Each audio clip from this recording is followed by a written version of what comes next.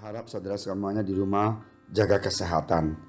Kalau ada waktu, ikut Zoom doa pagi jam 6 sampai jam 7. Bisa login dan sama-sama berdoa.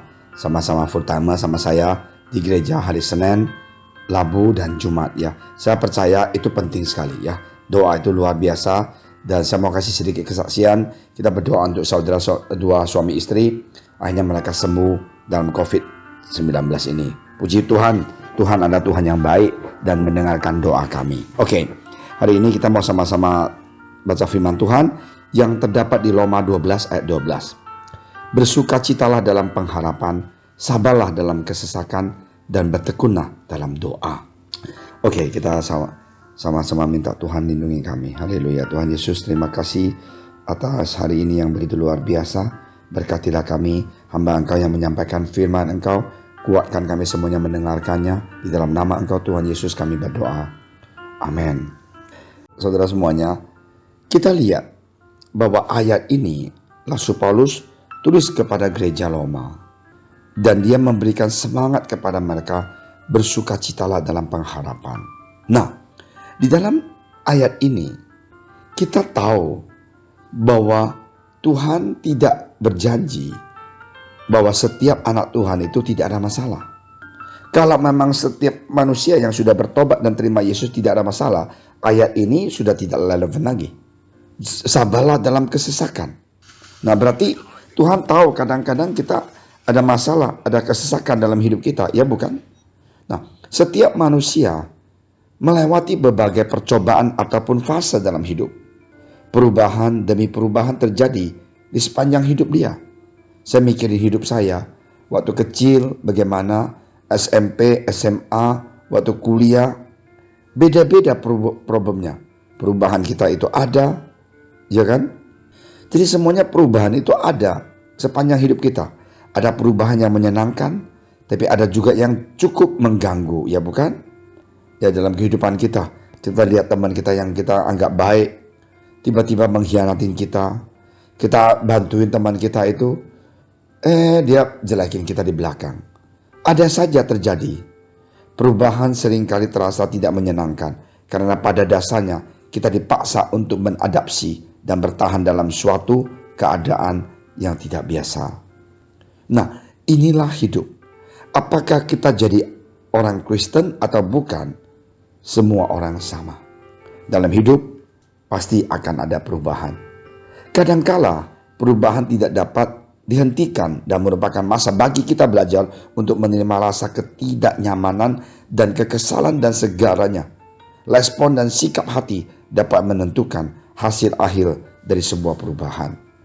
Dengan kata lain, ada orang bilang, kok saya sudah jadi Kristen, kenapa sih banyak tekanan? Kenapa sih pastor saya sudah jadi Kristen? Bukan menyenangkan, tapi masalah demi masalah datang. Jangan kita ngeluh. Kita lihat di perjanjian lama, Yusuf adalah tokoh yang melewati banyak perubahan ekstrim sepanjang hidup dia, bukan?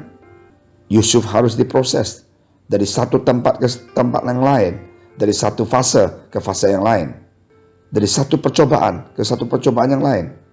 Nah, ketika keadaan sudah membaik, Tuhan menuntun Yusuf memasuki fase yang baru di mana ia harus diproses kembali.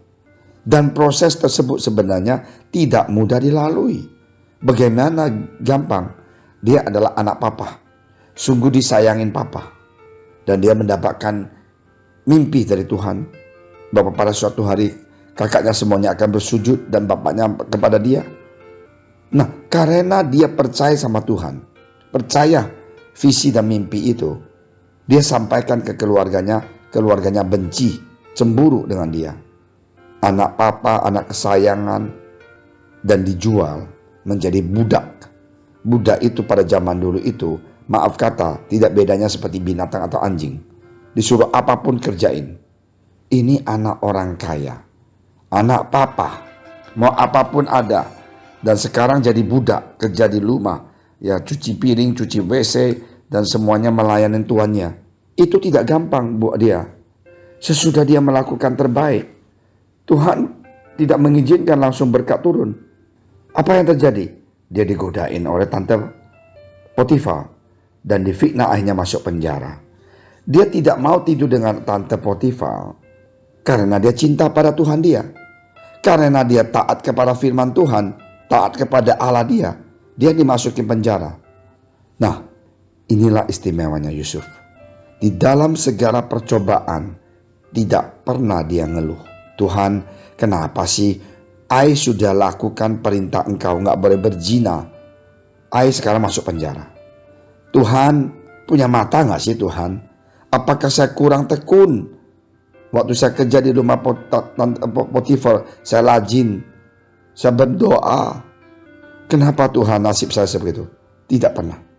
Tidak ada kemarahan kepada Tuhan, maupun respon yang tidak baik dari Yusuf atas segala fitnah dan kesusahan, tekanan yang dia hadapi.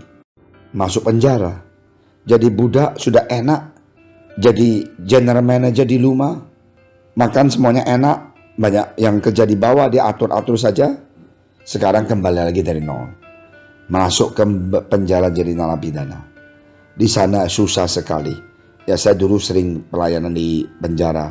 Aduh, masaknya itu, nasinya itu waduh, bukan K1 lagi, K10 kali. Kuning-kuning, ya ikan teri, sayur, udah gitu aja.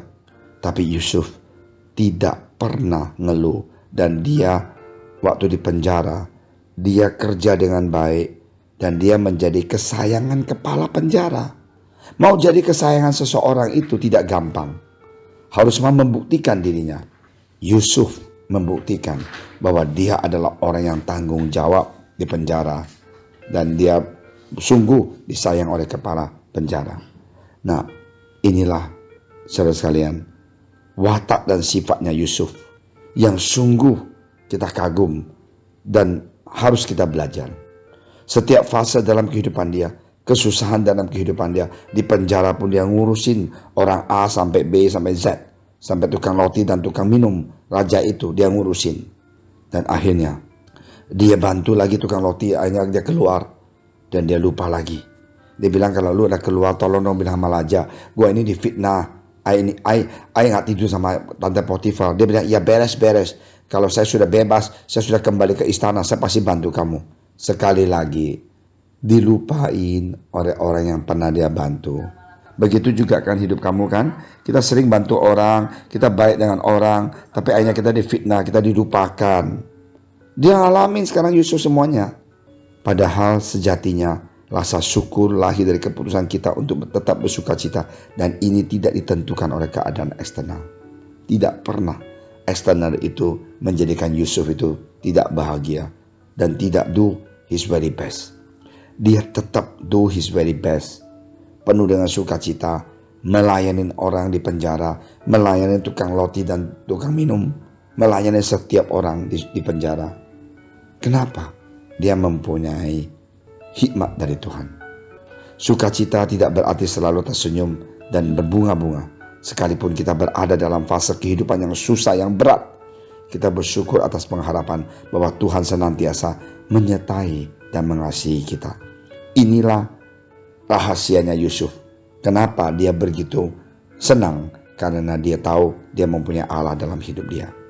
Kiranya kita terus belajar untuk meneguhkan kepercayaan kita kepada Tuhan Yesus. Karena dengan rasa percaya, kita akan lebih mudah memberikan respon yang baik. Dan respon yang baik itu tercermin dari sikap yang senantiasa bersyukurin setiap fase kehidupan yang terjadi. Dalam setiap fase kehidupan, selalu ingat bahwa tangan Tuhan Yesus tidak akan pernah lepas dari hidup kita. 2020 kita susah, 2021 kita percaya Tuhan pasti akan memberkati kita. Ya, ingat, Tuhan pelihara. Mungkinkah anak-anaknya yang ia cintai tak dipedulikan? Burung di udara saja Tuhan pelihara, apalagi kita. God bless you. Percaya tahun 2021 Tuhan akan curahkan berkat dari sorga, melindungi, menjaga, memulihkan keluarga, dan memberkati usaha dan kerja Anda. Mari kita berdoa. Terima kasih Tuhan Yesus atas firman Engkau. Biarlah kami belajar Tuhan, mengucap syukur dan percaya Tuhan, berkat Engkau telah turun dalam kehidupan kami. Dan kami sekali juga serahkan bangsa negara Indonesia, berkati, lindungi, jaga bangsa negara kami. Takkan ku izinkan ketakutan, karena imanku pada Yesus Tuhan. Tak ada alasan tawar hati, karena Yesus ada di sini. Ku percaya firman Tuhan sanggup menghidupkan dan berikan sukacita dalam Tuhan, melimpah, melimpah kekuatan dari Tuhan tercurah atas kita.